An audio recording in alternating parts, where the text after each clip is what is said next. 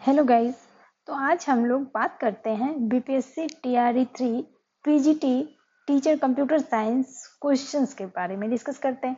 जो हमारा टीआरई 1, 2, 3 पे बेसिस ये सारे चैप्टर हैं, इसमें एक नंबर ऑफ क्वेश्चंस कितने आए हैं तो ये सारा मैंने डिफाइन किया है। इसी के बेसिस पे टीआरई 4 का हम लोग टीआरई 4 के लिए एनालिसिस करेंगे कि हमारे टीआरई 4 में कितने क्वेश्चंस किस चैप्टर के लिए हमें पढ़ना है।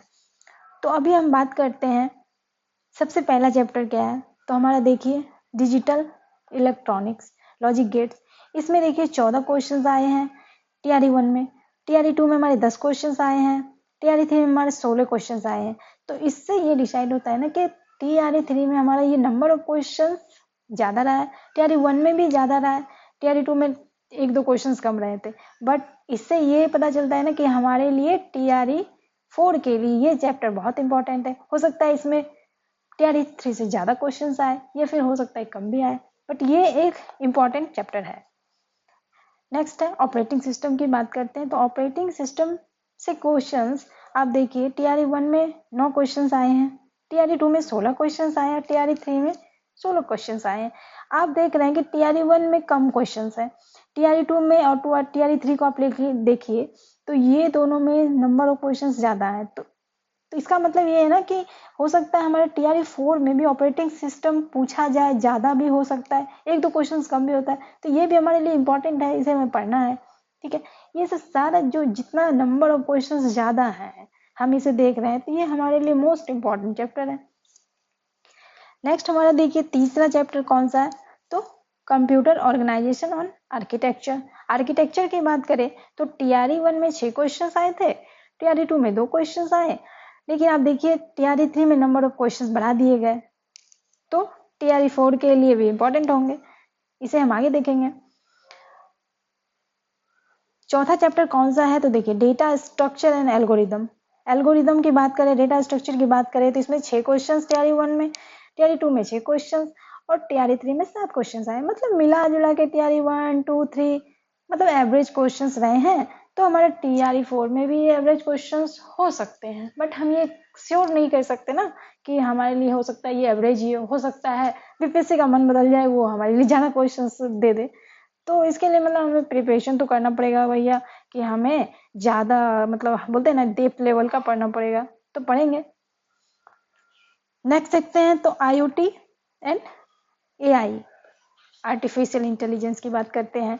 तो इसमें से टीआरई 1 में क्वेश्चन देखिए 6 था, टीआरई 2 में कम क्वेश्चन पूछे गए 3, टीआरई 3 में 7 क्वेश्चन। मतलब मिला जुला के ये भी एवरेज रहा है हमारा। तो मतलब ये भी मिला जुला के टीआरई 4 में हमें पढ़ना है, तो ये इंपॉर्टेंट है चैप्टर। कंप्यूटर नेटवर्क की बात करें तो ये कंप्यूटर नेटवर्क में आप देख रहे हैं कि कंप्यूटर नेटवर्क में टीआरई 1, टीआरई 2 और टीआरई 3 में मतलब सेम नंबर ऑफ क्वेश्चंस पूछे गए हैं। मतलब ये हम स्किप तो कर नहीं सकते, क्वेश्चन तो आएंगे ही आएंगे। ये भी है, कम आए ज़्यादा आए ये कंफर्मेशन नहीं है, बट हाँ क्वेश्चंस आएंगे, इसे हम स्किप नहीं कर सकते। कंप्यूटर नेटवर्क एक इंपॉर्टेंट चैप्टर में आता है ये, तो फिर टीआरई 4 में इसे पढ़ना है। आगे देखिए सॉफ्टवेयर इंजीनियरिंग की बात करते हैं। हाँ तो ये सॉफ्टवेयर इंजीनियर होंगे आपका, ये थोड़ा मतलब टीआरई 1 में पूछा गया। आप देखिए टीआरई 1 में पूछा गया 6 क्वेश्चन, टीआरई 2 में बिल्कुल भी स्किप कर दिया। तो इससे क्या हुआ ना, स्टूडेंट क्या हुआ तो कंफ्यूज हो गए। तो टीआरई 3 में इसके लिए मतलब कम प्रिपरेशन की, या फिर कुछ लोग तो स्किप ही कर दिए थे कि हाँ ये नहीं आएगा। बस देखिए आप देख सकते हैं कि ये टीआरई 3 में भी ये क्वेश्चंस आए हैं, 6 क्वेश्चंस आए। तो इसका मतलब है कि बीपीएससी वो कभी भी कोई चैप्टर से कोई क्वेश्चन कभी भी पूछ सकती है या फिर नहीं पूछ सकती है, तो हम इसे भी पढ़ेंगे। डीवीएमएस की बात करते हैं, ये हमारा इंपॉर्टेंट चैप्टर है। ठीक है, चैप्टर तो हमारा इंपॉर्टेंट है, पर बीपीएससी इसमें कितना क्वेश्चंस पूछती है ये उस पर डिपेंड करता है। देखिए अब टीआरई 1 की बात करें तो इसमें 7 क्वेश्चंस पूछे गए, टीआरई 2 की बात करें तो 5 क्वेश्चंस, टीआरई 3 की बात करें तो भी 5 क्वेश्चंस।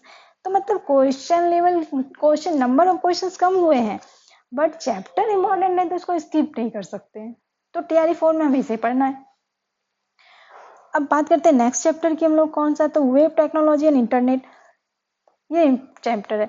तो ये चैप्टर में आप देख रहे हैं कि टीआरई 1 में 4 क्वेश्चंस हमारे हैं, टीआरई 2 में नंबर ऑफ क्वेश्चंस बनाए गए 7 क्वेश्चंस, फिर टीआरई 3 में देखिए आप इसे कम कर दिया गया 4 ही क्वेश्चन।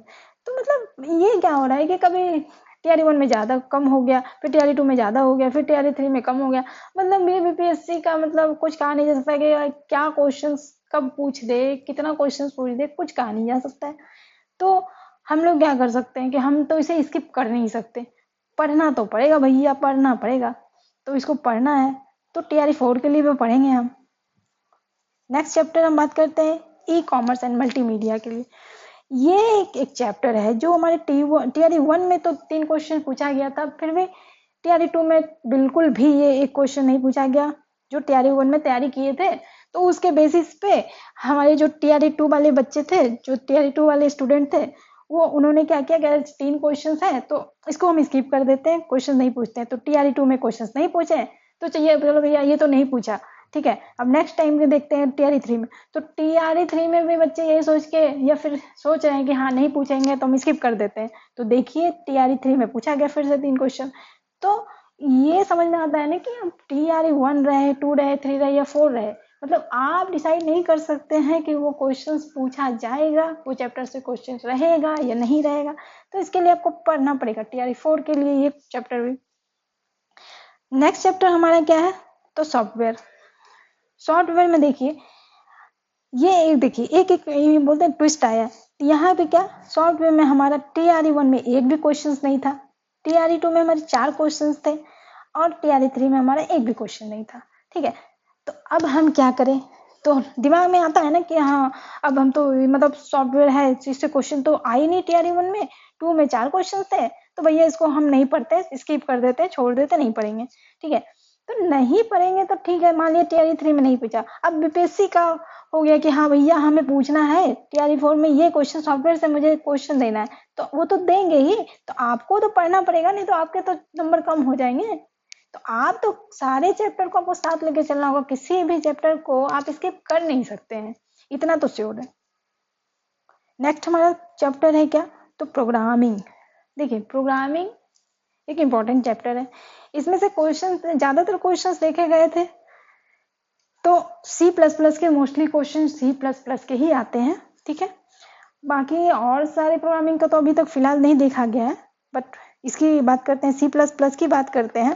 तो इसके क्वेश्चन थे, नंबर ऑफ क्वेश्चन देखिए टीआरई 1 में हमारा 5 क्वेश्चन था, टीआरई 2 में हमारा 3 क्वेश्चन था, टीआरई 3 में भी कुछ क्वेश्चन थे, मुझे जहाँ तक पता है कि कुछ क्वेश्चन तो थे टीआरई 3 में, बट उसे मतलब एग्जैक्टली नहीं बता सकती अभी, बट क्वेश्चन थे टीआरई 3 में भी, एक आध दो क्वेश्चन तो थे प्रोग्रामिंग, एग्जैक्टली प्रोग्रामिंग के, हाँ वो थ्योरेटिकल पोर्शन से या फिर बेसिक्स क्वेश्चन, कुछ ऐसे क्वेश्चन थे। तो प्रोग्रामिंग इंपॉर्टेंट चैप्टर है, इसे भी हम साथ लेके चलेंगे। कंप्यूटर फंडामेंटल एंड हार्डवेयर की बात करें तो ये तो फंडामेंटल क्वेश्चंस है, ऑब्वियसली है कि हर एक एग्जाम के लिए मतलब बेसिक्स नॉलेज तो आपको होना चाहिए। आप अगर कंप्यूटर फंडामेंटल या फिर हार्डवेयर के बारे में आपको बेसिक्स नॉलेज देंगे, देखिए उसके बारे में आप देख लीजिए कि टीआरई 1 में, टीआरई 1 की बात करें तो इसमें 8 क्वेश्चंस आए हैं, 8 क्वेश्चंस आए हैं इसमें।